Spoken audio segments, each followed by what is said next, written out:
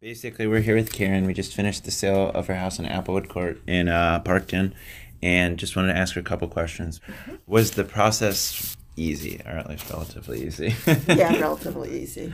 And you said that, kind of for at least where you guys were at, it'd be the alternative of fixing it up and then listing it in the spring. Sure. Oh, sure, it was quick. And well, what Luke and I normally do is it's usually a 30-day close, but Yeah. in this particular situation, we were able to push it back. Yeah, this met our needs. It was easier to between the distance back and forth to move things. So now you're moving to, you guys already have another place set up with some acreage and just moving all there, getting rid of the extra house? Yeah. Were there any problems with working with us? No, none at all. None at all. Okay. And are you happy? Yeah, we're happy. A little bit tired. It's an early morning thing. We're going home without one extra house, one less worry. Well, perfect. And we did it just in time to be before Thanksgiving. Yeah.